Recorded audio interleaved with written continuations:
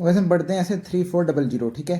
क्या होता है, परस्पेक्टिव फाइनेंशियल इन्फॉर्मेशन के ऊपर एंगेजमेंट है, ठीक है। तो इसमें क्या होता है, एक्सेप्टेंस ऑफ एंगेजमेंट कैसे एक्सेप्ट करनी है हमें। शॉर्ट फॉर्म है इसकी 5 पॉइंट है। यूज जनरल पेन, तो यूज से क्या है, intended use of the information, ठीक है। तो सेकंड पॉइंट है इन्फॉर्मेशन फॉर जनरल डिस्ट्रीब्यूशन है या लिमिटेड डिस्ट्रीब्यूशन है, मतलब सबको दे रहे हो या किसी को दे रहे हो, ठीक है।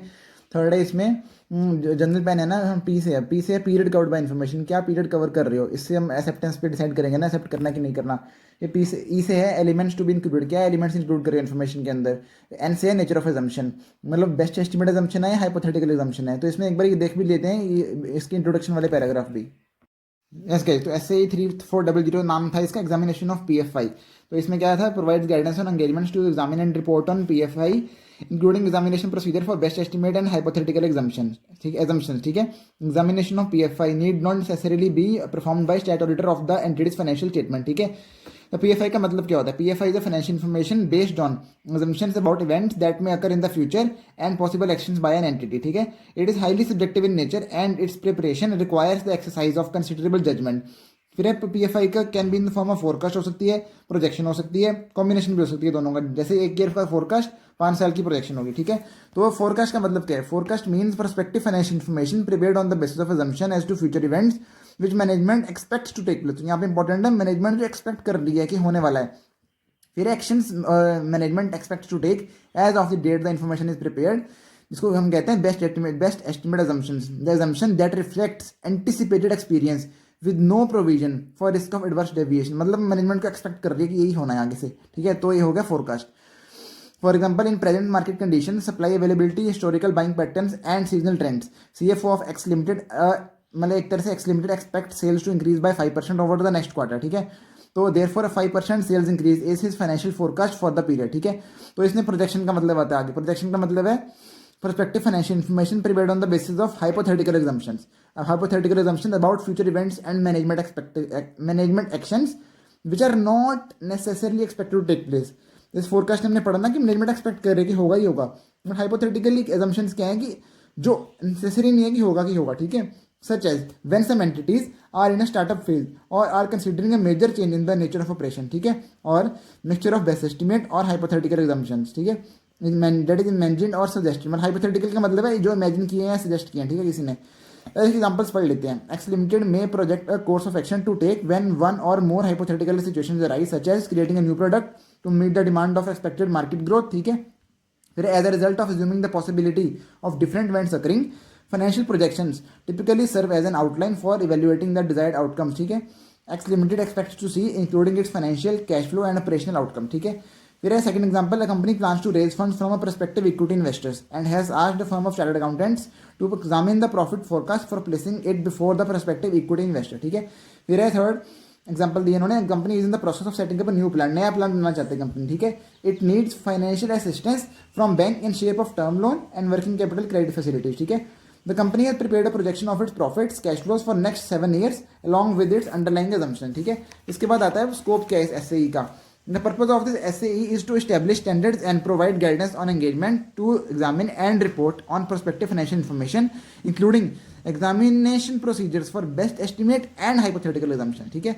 Whereas this SAE does not apply to the examination of PFI expressed in general or narrative terms, ठीक है, such as that found in management discussion and analysis in an entity's annual report, ठीक है। Though many of the procedures outlined herein may be suitable for such an examination, further the principles laid down in other standards on auditing issued by the ICAI should be used by the auditor to the extent practicable in applying this SAE, ठीक है। The term auditor is used throughout this SAE when describing services involving examination of prospective financial information, ठीक है। Such reference is not intended to imply that a member performing such services need necessarily be the state auditor of the entity। मतलब इसमें क्या लिखा है कि auditor का नाम तो लिया हमने, बट इसका मतलब ये नहीं है कि जैसे समरी में पढ़ रहे थे कि समरी का ऑडिटर वही बन सकता है जिसने मेन फाइनेंशियल का ऑडिट किया हो, ये वो नहीं बोल रहे। हम कह रहे हैं ऑडिटर हमने वैसे ही लिखा है, बस मन कर रहा था लिख दिया। इसका मतलब ये नहीं है बिल्कुल भी कि सिर्फ वो स्टेट ऑडिटर ही कर सकता है, ये वाली नहीं, कोई भी ऑडिटर कर सकता है, ठीक है। नेचर केस एश्योरेंस की regarding PFI, prospective financial information relates to events and conditions or actions that have not yet occurred and might not occur, while evidence may be available to support the assumptions on which the prospective financial information is based। मतलब कह रहे हैं evidence चाहे जितना मर्जी ले हो, future तो अनसर्टेन है, ठीक है। Such evidence is itself generally future oriented and therefore speculative in nature. Speculation ही तो है फ्यूचर में, फ्यूचर आपको क्या पता क्या होगा, अंतर्जामी थोड़ी है। As distinct from the evidence ordinarily available in the examination of historical financial information. Historical में तो आपको पता है ना भी क्या चल रहा है, तो उसके लिए आप बोल सकते हो। जो आपको पता ही नहीं क्या होगा उसके लिए कैसे बोल सकते हो, ठीक है। therefore an opinion as to whether the result shown in the PFI will be achieved cannot be a opinion दे नहीं सकते, आपकी रिजल्ट दे सकते हो। और इसके बारे में सीए के बारे में भी आता है कि सीए ने अगर बोल दिया तो गिल्टी हो जाएगा, पढ़ते हैं वो भी आगे। इस पॉसिबिलिटी ऑफ पीपीएफआई, पीपीएफआई मतलब प्रिपरेशन प्रेजेंटेशन ऑफ पीएफआई बोल दिया मैंने, ठीक है। Management is possible for PPFI including the following, that is indication and disclosure of PFI, मतलब बताओ पीएफआई के बारे में। Second, explaining the basis of forecast. Third है अंडरलाइंग assumption के बारे में बताओ। अब इसके बाद आते हैं सीए के बारे में। Can professional accountant be associated with PFI? Traditionally the test function perform by chartered accountant in practice has been relation to historical financial information. मतलब कह रहे हैं ट्रेडिशनली यही चल रहा है कि जो पहले हो चुका है हिस्टोरिकल फाइनेंशियल इन्फॉर्मेशन के बेसिस पे, उस पर ही वो टेस्ट फंक्शन अब परफॉर्म करेगा। बट कह रहे recognising the professional skill and competence of chartered accountants, varied stakeholders like banks, financial institutions, and prospective investors intend to place greater reliance on reports of projected cash flow and profitability statements examined and signed by chartered accountant, ठीक है। Clause 3 कहता है of part 1 of schedule 2 to the chartered accountant act 1949 states that chartered accountant in practice shall be deemed to be guilty of professional misconduct if he permits his name or the name of his firm to be used in connection with an estimate of earnings contingent upon future transactions in a manner which may lead to the belief that he vouches for the accuracy of the forecast, ठीक है। मैंने कह रही है अगर मतलब यार तो सिर्फ उन्होंने लैंग्वेज लिख दिया, प्रोफेशनल थिंग्स अगर आपको पता है ना तो इजीली समझ आ जाएगा। फिर है the above clause does not preclude chartered accountant from associating his name. मैंने कह रही है मना नहीं करता एसोसिएट मतलब चार्टर्ड अकाउंटेंट को अपने नाम इसके साथ जोड़ने के लिए। Chartered accountant can participate in the preparation of मतलब ये प्रॉफिट एंड फाइनेंशियल फोरकास्ट में अपना पार्टिसिपेशन कर सकता है एंड कैन रिव्यू भी कर सकता है प्रोवाइडेड, मतलब यहाँ पे दे दिया उन्होंने कैविएट कहते हैं ना इसको, provided he indicates clearly in his report the sources, कहाँ से उसने इन्फॉर्मेशन बनाई है, किसने दी थी इन्फॉर्मेशन, मतलब second the basis of forecast, मतलब किस बेसिस पे फोरकास्ट बनाया है, क्या बेस, कुछ तो होगा ना आपने, कुछ तो आपने मतलब सोचा होगा किस बेसिस पे बनाया है। And also the major assumption क्या लिया आपने कि क्या क्या सोच के आपने कि हाँ ये होगा तो ये होगा, ये होगा तो ये होगा, एजम्पशन क्या लिए made in arriving at the forecast and so long as it does not vouch for the accuracy of the forecast. मतलब इंडिकेट करो क्लियरली एसबीएम। एसबीएम का मतलब क्या होगा आप एक तरह से बता दो, एसबीएम का मतलब था एसबीएम ने हाँ basis of sources of information, basis of forecast and major assumption, ठीक है एसबीएम, ठीक है। फिर है the same also applies to projection made on the basis of hypothetical assumptions, ठीक है, about future events and management actions which are not necessarily expected to take place so long as vouching for the accuracy of projection is not made. कह रहे watching मत करो and SBM indicate कर दो, कोई guilty नहीं हो गया। एसबीएम मतलब हो गया सोर्स बेसिस मेजर एजम्पशन, ठीक है, तो गिल्टी नहीं हो गया आप। फिर इसके बाद हमने पढ़ेंगे duties of member who is examining the PFI. Yes तो गाइस इसमें लिखा है इन्होंने in an engagement to examine PFI the auditor should obtain sufficient proper evidence as to whether management's BEA that is best estimate assumptions on which PFI is based are not unreasonable, मतलब BEA unreasonable नहीं है। and in the case of hypothetical assumptions such assumptions are consistent with the purpose of the information, मतलब consistent है वो hypothetical assumption purpose के साथ, ठीक है। फिर the PFI is properly prepared, second point है ये, मतलब PFI के बारे में ही है, PFI is properly prepared on the basis of assumption। second है PFI is properly presented and all material assumptions are adequately disclosed including a clear indication, ये बताओ कि assumption जो आपने दिए हैं वो बेस्ट एस्टिमेट है या हाइपोथेटिकल है, ठीक है। And third point fourth point है पीएफआई है जो कंसिस्टेंट बेसिस पे प्रिपेयर्ड है with historical financial information using appropriate accounting principles, ठीक है। ऐसे नहीं कि हवा में कुछ भी बना दिया आपने, ठीक है। उसके बाद है while examining the PFI principles laid down in other standards on auditing should also be applied to the extent practicable.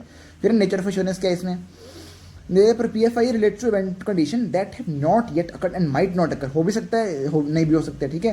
While evidence may be available to support the assumptions on which the PFI is based, such evidence is itself generally future oriented and therefore speculative in nature as distinct from the evidence ordinarily available। कह रहे ordinary जो मिलता है उससे distinct होगा, ठीक है, in the examination of historical financial information, ठीक है। therefore an opinion as to whether the results shown in the PFI will be achieved cannot be expressed, मतलब कह रहे ओपिनियन आप दे ही नहीं सकते कि रिजल्ट होंगे कि नहीं होंगे, अगर आपने दे दिया ऐसा ओपिनियन तो आप गए, ठीक है। उसके बाद है acceptance of engagement that is precautions to be taken by auditor before accepting the engagement, ठीक है।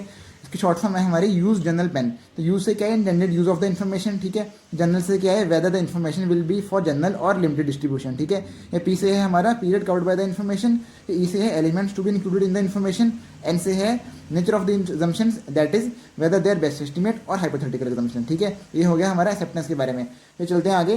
Further the auditor shall not accept or should withdraw from engagement when the assumptions are clearly unreasonable, ये आगे भी आएगा para, मतलब unrealistic है और when the auditor believes that the prospective information will be inappropriate for intended use, ठीक है, the auditor should consider the extent to which the reliance on the entity's historical financial information is justified, ठीक है। फिर like in other engagements it is necessary that terms of the engagement should be agreed with client by sending an engagement letter, ठीक है।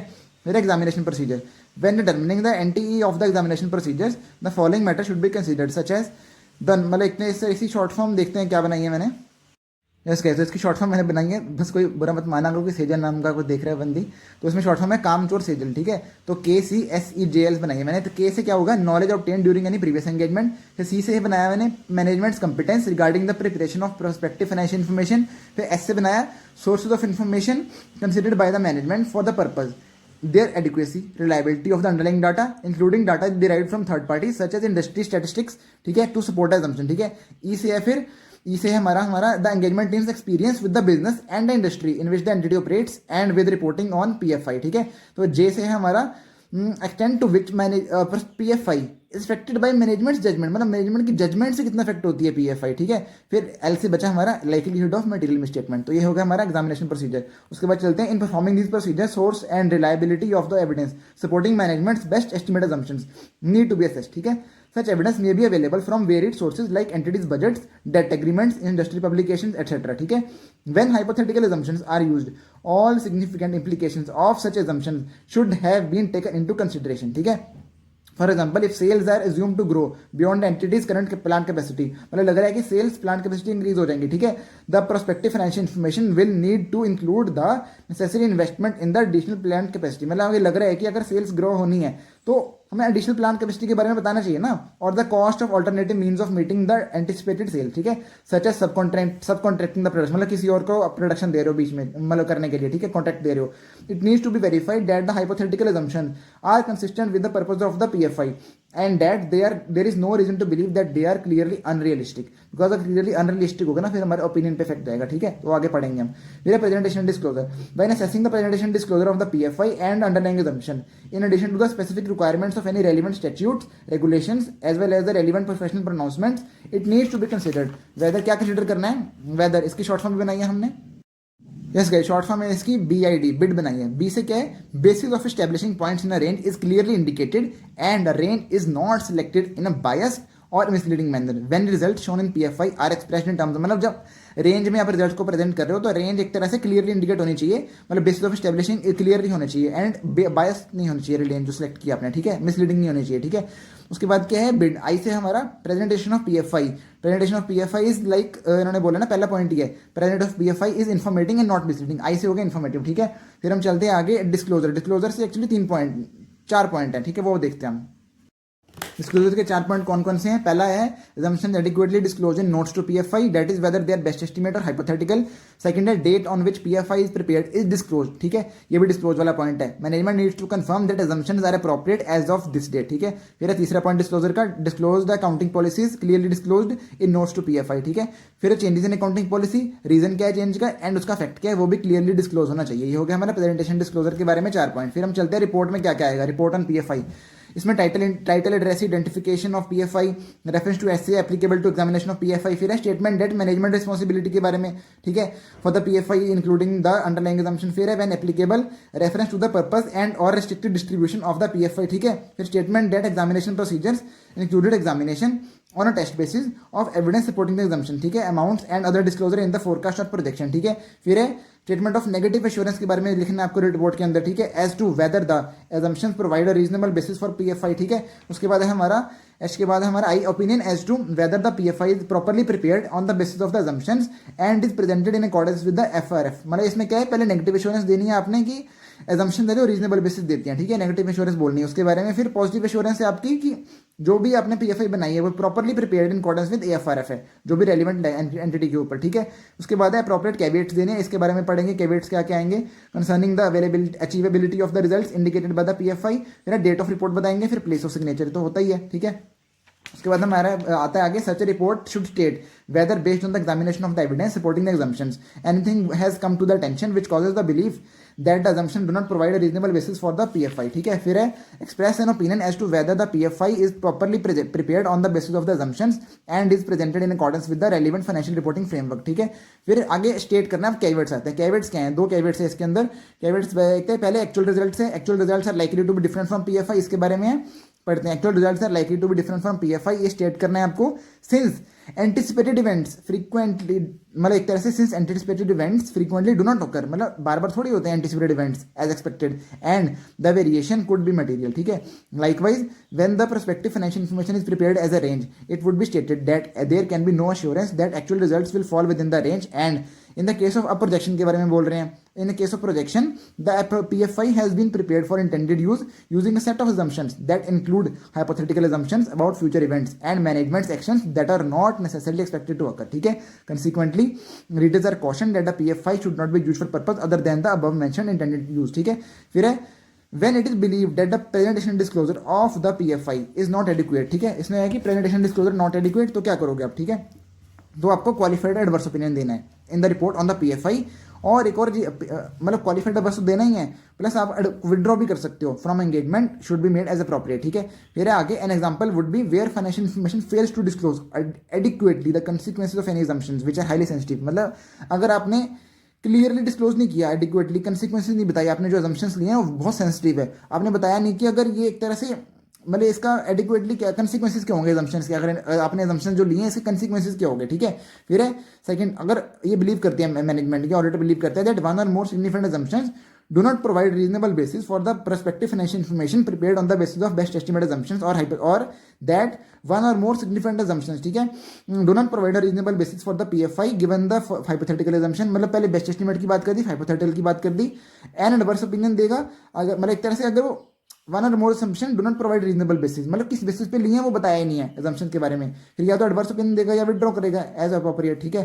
फिर है third, when the examination is affected by the conditions that preclude application of one or more procedure, मतलब ऐसा कुछ आपने condition लगा दिया जिससे आप प्रोसीजर लगा ही नहीं पाड़े, कंसिडर्ड नेसेसिटी जो बहुत जरूरी है लगाना, ठीक है।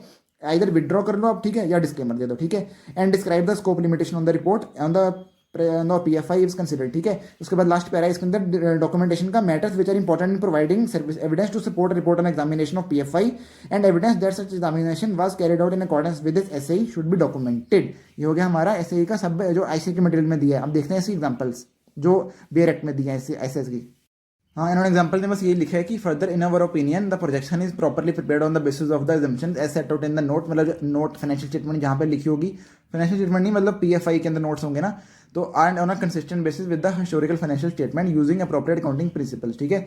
Even if the events anticipated under the hypothetical assumptions described above occur, actual results are still likely to be different from the projection since other anticipated events frequently do not occur as expected and the variation may be material, ठीक है। उसके बाद है हमारा next example में इन्होंने दिया है कि हमारा एक तरह से based on our examination evidence, मतलब sorry based on our examination of the evidence supporting the assumptions nothing has come to our attention which causes us to believe, ये एक तरह से negative assurance which causes us to believe that assumptions do not provide a reasonable basis for the forecast, ठीक है। further in our opinion the forecast read with the notes thereon is properly prepared on the basis of the assumptions as set out in the note in the PFI and on a consistent basis with the historical financial statement using appropriate accounting principles, ठीक है। and actual results are likely to be different from the forecast since anticipated events might not occur as expected and variation might be material। ये हो गया हमारा 3400 totally खत्म।